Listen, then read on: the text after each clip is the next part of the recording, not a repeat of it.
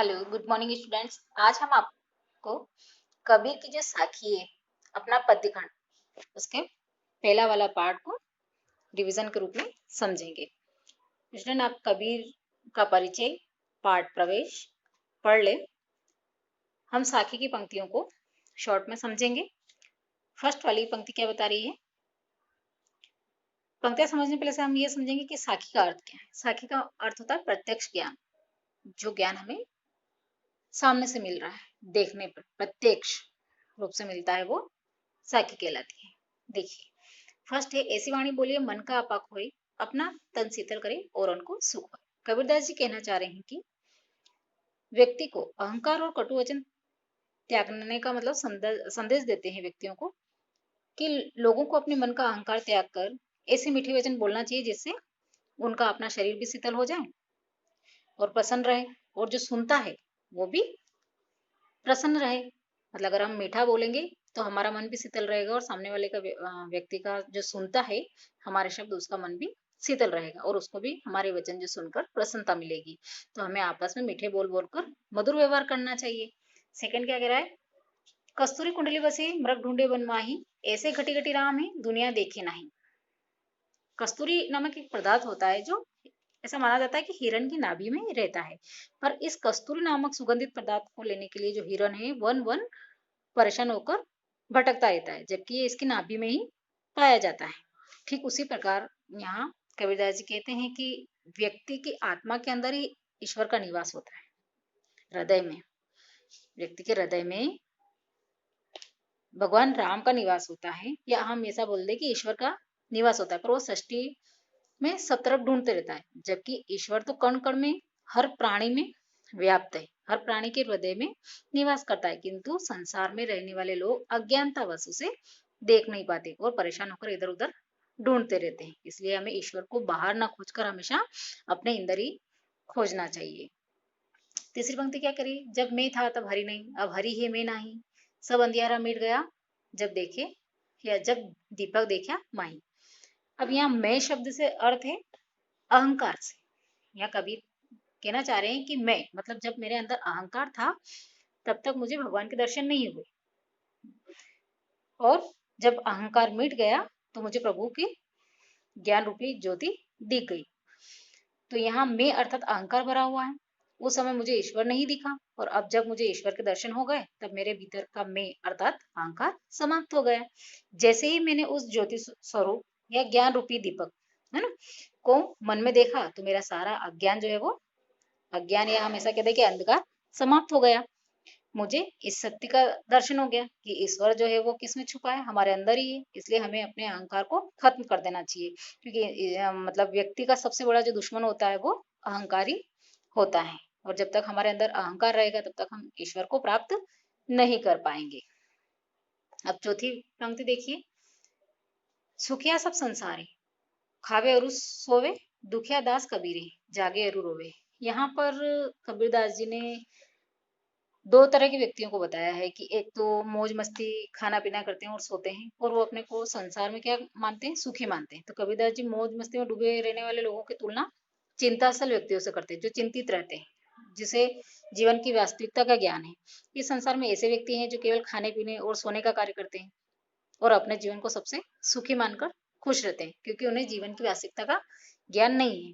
पर जो व्यक्ति चिंतनशील है, जिन्हें जीवन की वास्तविकता का ज्ञान है, कबीरदास जी कहते हैं कि वह दुखी है, क्योंकि वह जाग रहे हैं, उन्हें संसार की नश्वरता का ज्ञान है, इसलिए वे संसार की नश्वरता को देखते हैं और रोते हैं। फिफ्थ वाली देखिए, पांचवी साखी, विरह भुवंगन तन बसी मंत्र न लागे कोई, राम वियोगी ना जीवे, जीवे तो बोरा होए। अब यहाँ विरह भुवंगन मतलब विरह रूपी एक ऐसा जहर जो भगवान की भक्ति के रूप में बताया गया है, कि जिन व्यक्तियों के शरीर में परमात्मा राम का विरह मतलब वियोग रूपी सांप बच जाता है, उसके बचने की कोई आशा शेष नहीं रह जाती। मतलब जिनके हृदय में राम की लगन जो लग चुकी होती है, वह राम के वियोग में बिना जीवित नहीं रहता है, और यदि किसी कारण से वह जीवित रह भी जाता है तो परमात्मा को पाने के लिए वह पागलों की भांति इधर उधर घूमता रहता है। परमात्मा से मिलन ही उसका एकमात्र उपाय होता है। तो मतलब राम के वियोग में जो ऐसा व्यक्ति जी नहीं सकता, और जीता भी है तो किसके समान? पागलों की तरह। ठीक है। अब छठी वाली साखी देखिए, निंदक नीड़ा राखिए आंगन कुटी बंधाए, बिन साबन पानी बिना निर्मल करे सुभाए। यहाँ कबीरदास जी कहते हैं कि जो व्यक्ति हमारी निंदा करते हैं, हमें उससे ऐसे व्यक्ति को सदा अपने पास ही रखना चाहिए। यदि संभव हो तो ऐसे व्यक्ति को क्या करना चाहिए कि अपने आंगन में जो है वो उसकी छोटी मोटी कुटिया बनाकर रख देना चाहिए, जिससे वह हमारे कबीर ही रहे, मतलब करीब ही रहे, और हमारे बुरे कार्यों की निंदा करते रहे। जब वो हमारे कार्यों के प्रति निंदा करेगा तो हम कहीं ना कहीं अपने आप को सुधारेंगे। किसके बिना? बिना साबुन और पानी के ही हम अपने स्वभाव को निर्मल और स्वच्छ कर लेंगे, क्योंकि हम जब अपने आत्मा में सुधार कर लेंगे तो हम निर्मल और स्वच्छ बन जाएंगे। इसलिए हमेशा अपने बुराई करने वालों को हमने हमेशा पास ही रखना चाहिए। साथ ही साथ देखिए, पोथी पोथी पोथी पड़ी पड़ी जग मुआ, पंडित भया ना कोई, ऐसे असीर पीव का पढ़े सो पंडित होए। अब यहाँ कबीरदास जी बता रहे हैं कि संसार में से बहुत से धार्मिक लोग हुए जो पढ़ पढ़ के मर गए हैं, कई शास्त्रों का जिसने अध्ययन किया है, पर कोई भी ज्ञानी नहीं हुआ है। इसके विपरीत जबकि सत्य ये है कि जो मनुष्य प्रियतम यानी परमात्मा या ब्रह्मा के प्रेम संबंधित एक भी अक्षर उसने पढ़ लिया, ब्रह्मा को जिसने जान लिया, उसके प्रेम को जिसने समझ लिया, ईश्वर को जिसने समझ लिया, तो वो अक्षर पढ़ लेना, जान लेना। कौन सा अक्षर? प्रेम रूपी, ईश्वर के प्रति प्रेम रूपी जो अक्षर पढ़ लिया है, वही सच्चा ज्ञानी और पंडित होता है। मतलब जिसने परमात्मा को जान लिया वही सच्चा ज्ञानी होता है। ठीक है। अब लास्ट वाला देखिए, हम घर जालिया अपना लिया मुरांडा हाथी, अब घर जालिया ताश का ते जले चले हमारे साथी।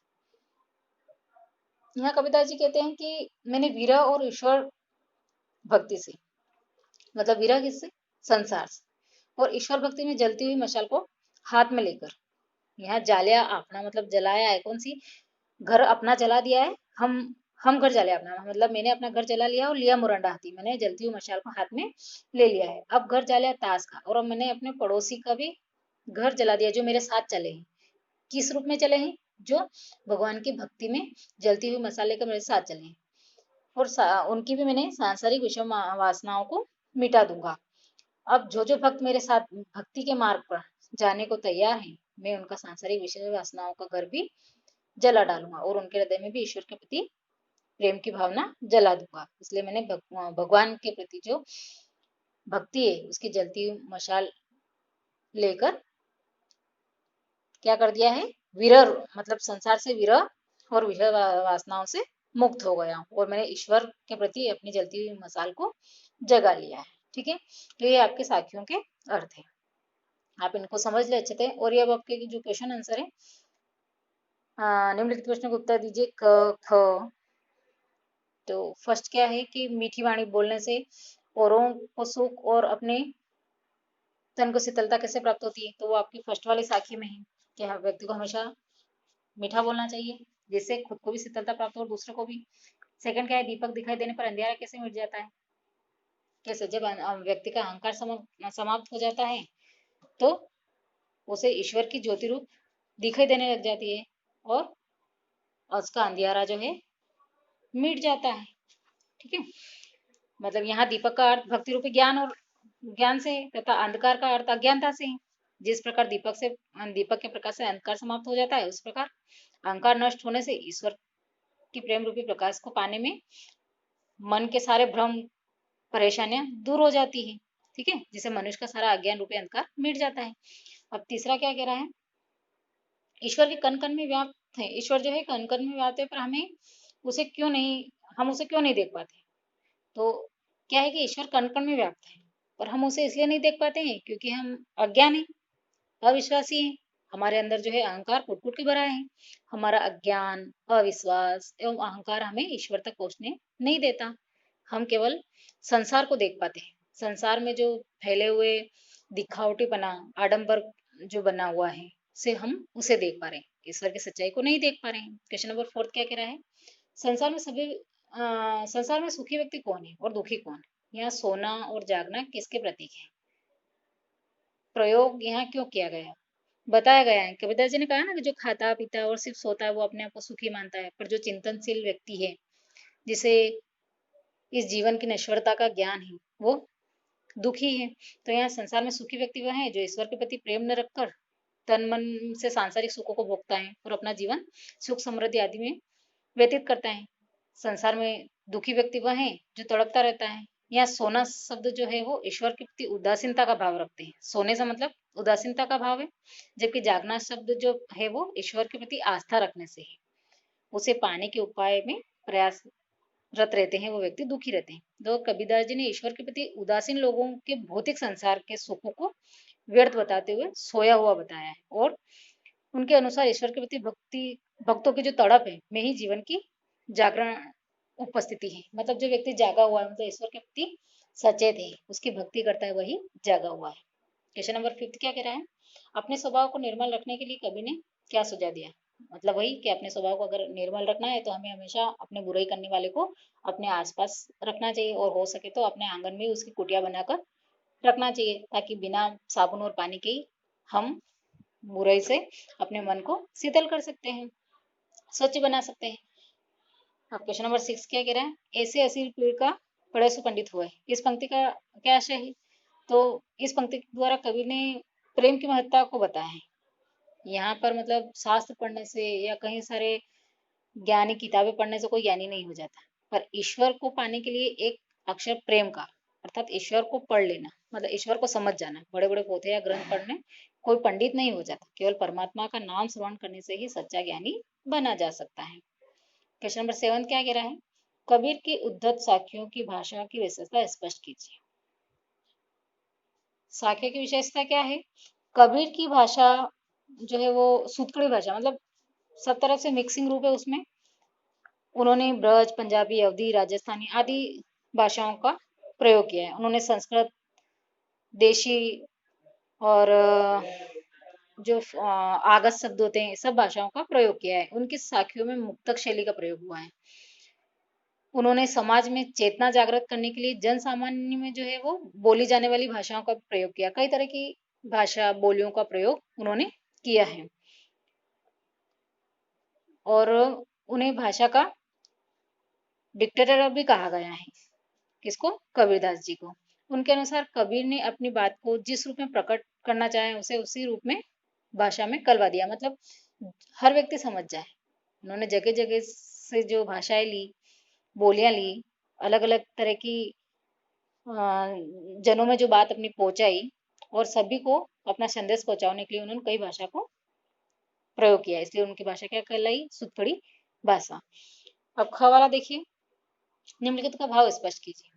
बीरा भोंगन तन बसे मंत्र न लागे कोई। तो इसमें क्या हुआ है कि इस पंक्ति में जिस व्यक्ति के हृदय में ईश्वर के प्रति प्रेम रूपी विरह का सर्प बस जाता है, हमने पंक्तियां समझी थी, उस पर कोई मंत्र असर नहीं करता, अर्थात भगवान की विरह में कोई भी जीव सामान्य नहीं रहता, उस पर किसी बात का कोई असर नहीं होता जब तक वो भगवान को नहीं प्राप्त कर लेता। सेकंड क्या बता रहा है? कस्तूरी कुंडली बसे मृग ढूंढे वन माही। इस पंक्ति में कबीरदास जी कहते हैं कि कस्तूरी जो है वो हिरण की नाभि में ही पाई जाती है, किंतु वह उसे पाने के लिए परेशान होता है और वन वन भटकता रहता है। उसी प्रकार ईश्वर से भी सभी प्राणियों के हृदय में निवास करता है। ईश्वर भी सभी प्राणियों के हृदय में निवास, किंतु अज्ञानतावश हम उसे देख नहीं पाते हैं और हम उसे पूरे संसार में ढूंढते रहते हैं। क्वेश्चन नंबर 3 क्या कह रहा है? जब मैं था तब हरि नहीं, अब हरि है मैं नहीं। इस पंक्ति द्वारा कबीर का कहना है कि जिस समय हमारे अंदर मतलब मैं अर्थात अहंकार भरा हुआ होता है, उस समय मुझे ईश्वर नहीं मिल पा रहे थे। जब तक हमारे अंदर अज्ञानता, अहंकार, अंधकार छाया रहता है, तब तक हम ईश्वर को नहीं देख पाते। पर जब तक हम हमारे अंदर से अहंकार समाप्त नहीं करते, तो हमें ईश्वर नहीं मिलता। अब मुझे ईश्वर के दर्शन हो गए हैं क्योंकि मेरे भीतर का अहंकार समाप्त हो गया है। क्वेश्चन नंबर 4 देखिए, पोथी पढ़ी पढ़ी जग मुआ पंडित भया न कोई। यहाँ कबीरदास जी कह रहे हैं कि संसार में लोग धार्मिक पुस्तकें पढ़ पढ़ के मर गए हैं। कितनी धार्मिक पुस्तकें पढ़ी है, शास्त्र पढ़े हैं, किंतु कोई भी ज्ञानी नहीं बन सका, अर्थात ईश्वर की प्राप्ति नहीं कर पाया। लेकिन जिसने परमात्मा को जान लिया वही सच्चा ज्ञानी होता है। सांसारिक और धार्मिक ज्ञान से कोई ज्ञानी नहीं होता। जब तक जो ईश्वर को नहीं जानता, प्रेम रूपी शब्द को नहीं पहचानता, वो ज्ञानी नहीं बनता। ठीक है, अब इसमें आप भाषा अध्ययन में अन्य अर्थ को समझ लें और योग्यता विस्तार को पढ़ लें, परियोजना कार्य जो है उसको पढ़ें और ये शब्दार्थ पढ़ लें, शब्दार्थ और टिप्पणियां, क्योंकि शब्दों का अर्थ आपको पता होना चाहिए। शब्दों का अर्थ पता होगा तभी आप साथियों के अर्थ समझ पाएंगे। और जरूरी नहीं है स्टूडेंट्स कि आप जैसे मैंने आपको नोट्स भेजे हैं, जैसे आपने लिखा है डिट्टो वैसा ही लिखना है, जिस तरह से आप समझते हैं आप अपनी भाषा में उस आंसर को लिख दें। ठीक है, आप नोट्स पढ़ लें और अच्छे से साके को समझ लें। ओके।